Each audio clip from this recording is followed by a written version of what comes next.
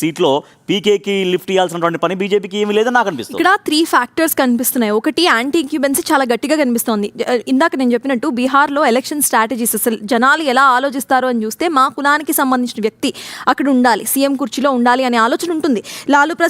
లాలూ యాదవ్ అయినా సరే MY formula అంటే ముస్లిం యాదవ్ ఫార్ములాతో ఆయన ముందుకు వచ్చాడు. నితీష్ కుమార్ అయినా సరే ఈబీసీ మహాదళిత్ ఫార్ములా. ఈ 2 ఫార్ములాస్ను కాదని నేను కేవలం విద్య డెవలప్మెంట్ వీటి మీదే కాన్సన్ట్రేట్ చేస్తా అంటూ కూడా ముందుకు వచ్చిన వ్యక్తి పీకే. సో ప్రీవియస్గా ఎలక్షన్స్లో ఆయన పార్టిసిపేట్ చేశాడు కదా, అప్పుడు ఎందుకు గెలవలేదు అంటే ఒకటేసారి ఒక వ్యక్తి వచ్చి నేను డెవలప్మెంట్ చేస్తా, నేను ఈ కంపెనీస్ తెస్తా ఆ కంపెనీస్ తెస్తా అంటే జనాలు ఖచ్చితంగా నమ్మరు. సో ఇనీషియల్ స్టేజెస్లో ఒక పార్టీ పెట్టిన వెంటనే ఏ పార్టీకి కూడా జనాలు ఓట్ వేయరు అంటే నేను అన్లెస్ ఒక సెంటిమెంట్. ఇప్పుడు టీడీపీ ఉంది, టీడీపీ వచ్చిన వెంటనే విన్ అయింది. ఎందుకు విన్ అయిందంటే అక్కడ ఒక మేజర్ ఫిగర్ కనిపించారు, ఒక సెంటిమెంట్ కనిపించింది. సో ఆ సెంటిమెంట్ బీహార్లో లేదు.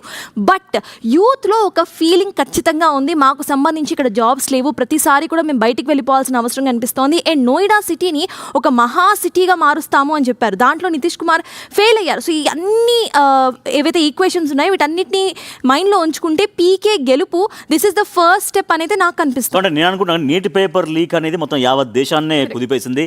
సో ఆ ఘటన కూడా చాలా వరకు పీకే కలిసి వచ్చింది. దాన్ని ఎక్కడ లోకల్ ఖచ్చితంగా వాడుకుంటారు. AK-47 యూత్ పై కాల్పులు జరిపాడు కానిస్టేబుల్, దాంతో యూత్ అంతా ఆగ్రహంతో ఉన్నారు. పీకే కలిసి వచ్చాయి. ఖచ్చితంగా ఇప్పుడు నీటి పేపర్ లీకేజ్ అంటే కొన్ని లక్షలాది మంది విద్యార్థుల జీవితాలతో భవితవ్యంతో ముడిపడినటువంటి ఒక ఎగ్జామ్ కాబట్టి జాతీయ స్థాయిలో ఆ ఎగ్జామ్ కండక్ట్లో ఫెయిల్యూర్ కావడం అనేది ఖచ్చితంగా ఇప్పుడు ఆ ఎలక్షన్కి బాగా దాన్ని ఉపయోగించుకోగలిగారు. మొత్తం యావత్ దేశాన్ని కదిలించినటువంటి ఘటన కాబట్టి దాన్ని డెఫినెట్గా దాన్ని వాడుకున్నారు. ఆ రకంగా యూత్ కానీ విద్యావంతులు కానీ బీజేపీకి ఆల్టర్నేటివ్గా అందులోకి పీకే